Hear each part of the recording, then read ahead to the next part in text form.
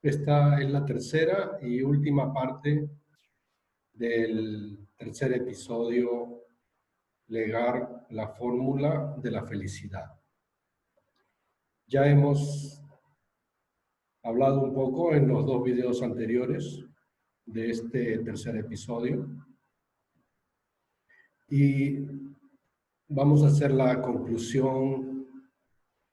Si resultara un poco largo, voy a dividir el video y enviárselos, proponérselos en dos partes, pero terminaremos ya este análisis y esta reflexión sobre dejar algo a las futuras generaciones. En una época viví tratando de hacer felices a los demás. Pero resulta que por más que trataba e intentaba, los resultados eran frustrantes. Había mucha decepción. Entonces yo pensé que hacer felices a otras personas era muy difícil. Pero la verdad es que es imposible. No podemos legar la felicidad a otras personas. Trasladar la felicidad a otras personas. Hace muchos años falleció un ser querido, un ser amado, y yo me encontraba muy desconsolado, muy agobiado, y mis amigos me preguntaban qué necesito, qué cosa quiero, qué me gustaría. Y yo les respondí, lo que yo quiero, ustedes nunca me lo podrán dar. De esto se trata este episodio. Podríamos entenderlo como que tu abuela solía preparar un plato muy delicioso y después de años tú recibes la receta. Y entonces intentas que salga tal como le salía a la abuela. Y entonces tienes que aprender y practicar hasta obtener el mismo resultado que ella. Pero ella no te legó el que tu plato saliera perfecto, solo te legó la receta. Y cada uno debe intentar hasta lograrlo. Este mismo método, esta misma manera es lo que hay que hacer con respecto a la felicidad. Cuando mi hija era pequeña, un día vino y me dijo, papá, tengo miedo a las hormigas. Y yo me quedé perplejo, me quedé un poco asombrado, porque semanas antes ella podía hasta haberse comido una hormiga, porque le parecía muy crocante, muy crunchy. Entonces yo me puse a pensar, ¿cómo fue que le entró miedo a ella? ¿Quién le enseñó ese miedo? Porque todo entra a través de la información. Entonces, sea buena o sea mala, la información es la que nos enseña a cómo pensar. Y quizás alguna persona le dijo, mira, come tu refrigerio, si no va a venir la hormiga y se la va a comer.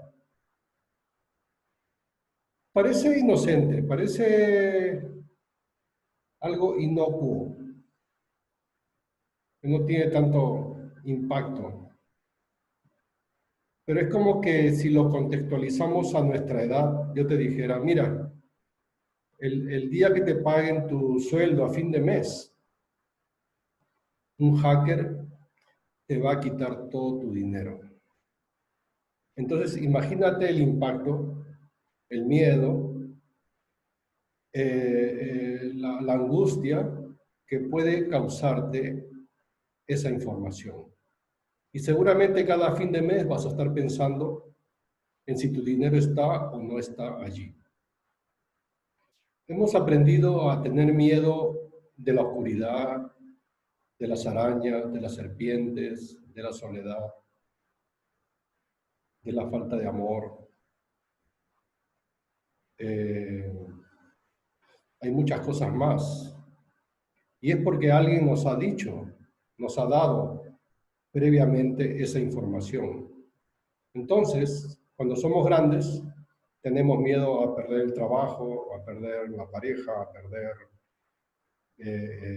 la seguridad, hasta perder la vida. Claro, por supuesto que cualquier cosa puede pasar en la vida, pero el vivir con miedo es algo que hemos aprendido de alguna manera por causa de la información.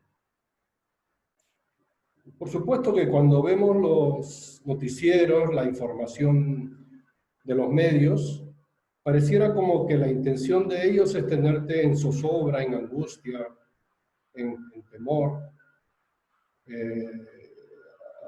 por medio de todas las cosas que informan de lo que a ti también te podría pasar. Pero eso, así como que un hacker se meta a tu cuenta a sacar tu plata, es algo cuya estadística no es realmente razonable, posible o que realmente te va a ocurrir. No podemos vivir con miedo. Tampoco quiere decir que vamos a entrar a un pozo de serpientes o tomar un caldo de murciélago para demostrar algo. No podemos hacer estupideces en nombre del valor. El miedo y la felicidad no son compatibles, no pueden coexistir al mismo tiempo. Si tienes miedo, no vas a sentir felicidad. Y si sientes felicidad, no vas a sentir miedo. Pero hemos aprendido, nos han enseñado a tener miedo, a temer las pérdidas, a tener miedo a la gente, a tener miedo a las dificultades, a los desafíos. Casi a todo lo que desconocemos podríamos tener miedo porque no sabemos qué va a ocurrir. Por supuesto que hay un miedo natural, hay un miedo beneficioso. Sentir temor a quemarte ante el fuego, sentir temor a golpearte, sentir temor a caerte a un precipicio si estás muy al borde, son miedos significativos, son miedos que ayudan a que tú mantengas la felicidad que tengas. Porque si tú hicieras estas cosas, seguramente vas a sufrir o vas a tener dolor o vas a realmente perder tu felicidad. Es un miedo para preservar la vida y preservar la felicidad de la persona. Entonces, el primer componente de la fórmula es tener el control de tu propia existencia. No debes sentir miedo a nada. Uno, porque si alguien se entera de a qué temes, va a poder usar eso en tu contra. Por ejemplo, los miedos dentro de una población pueden ser aprovechados por los oportunistas y por los manipuladores. Ellos van a ofrecer que de todo se va a encargar el Estado, que tú no tienes que enfrentarte a esas cosas que temes, a esas inseguridades de la vida, y que el gobierno se va a encargar de todo, de tu vida en su totalidad. Pero lo que verdad pasa es que luego pierdes tu bienestar financiero, pierdes tu libertad de expresión, tu libertad de movimiento, pierdes tus propiedades, tu riqueza, y en vez de felicidad lo que hay es miseria y desgracia. Esto no es un cuento, puedes verlo con tus propios ojos en varios países de nuestra región que han caído en semejante situación. Aún la vida de la gente no es algo que la gente controle. Un día, si a alguien se le ocurre, puedes morir fusilado, puedes ser exterminado. Tienes que tener control sobre tu existencia, porque lo que te hace feliz nadie te lo puede dar. Tú tienes que conseguir la receta, la fórmula, y tienes que hacer el esfuerzo para lograr obtener aquello que te dará satisfacción. Practicar y practicar hasta que la fórmula, la receta, te sale bien. El problema es que hay mucha gente miedosa de que las cosas les salgan mal en la vida, pero eso es lo normal, o sea, que lo común es fracasar más que tener éxito. Y además el éxito, la verdad que no se conoce exactamente bien cuál sería su definición. No se le conoce a nadie que haya sido experto desde el comienzo, desde el primer intento. Quiere decir que tenemos que vivir con coraje y tenemos que ser implacables con nuestras debilidades o nuestras intenciones de huir ante las dificultades de la vida. El segundo componente de esta fórmula es el altruismo.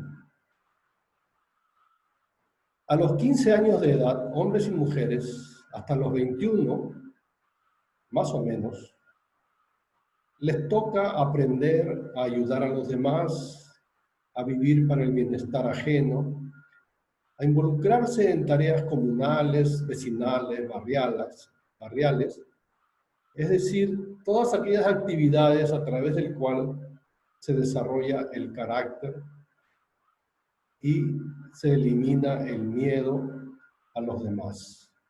Es decir, de desarrollar el carácter más allá que solo buscar la autoperfección individual. Lo que en verdad vemos es una gran cantidad de egoísmo. Vemos personas que no les interesa, no empatizan con los demás, y es porque no se alienta ni se crean las condiciones para que los jóvenes puedan practicar esta expansión de su personalidad, esta madurez en su carácter. Por supuesto que nos da pena el sufrimiento y lo lamentamos mucho por lo que le pasa a los demás, pero también hay una hipocresía. Y aparte del miedo del que hablamos antes, esto nos hace actuar de manera cobarde en vez de tener una gran fuerza de voluntad. Entonces, ¿cómo podemos encontrar las fuerzas que nos ayuden a combinar esta fórmula para que resulte en una realidad? Y la verdad es que existen muchas fuerzas que podemos usar. Hay mucha energía renovable a nuestro alrededor que podemos usar. También podemos usar el desapego, que es un tipo de fuerza muy grande, o la generosidad auténtica. Pero si queremos algo más a la mano, podemos usar el estrés. Hoy en día, todo el mundo tiene gran cantidad de estrés. Y el estrés puede enfermarnos, puede llevarnos a la demencia, a la desesperación, hasta la muerte. Pero lo que no sabíamos es que tenemos la opción de transformar el estrés en fuerza de voluntad o coraje, ya que es un poder genuino. Y lo que sobra vamos a desaparecerlo a través de ejercitarnos un poco, que es la manera como se diluye el cortisol en la sangre. Pero podemos usar este poder para enfrentar o para solucionar o para tomar decisiones que nos permitan desaprender este miedo que hemos aprendido, que ha sido parte de nuestra educación, nuestra formación. Y eliminar cualquier tipo de miedo que no es natural, que es imaginario, es irreal. Aprender a tomar el control de nuestra vida y aprender el altruismo a la edad correcta.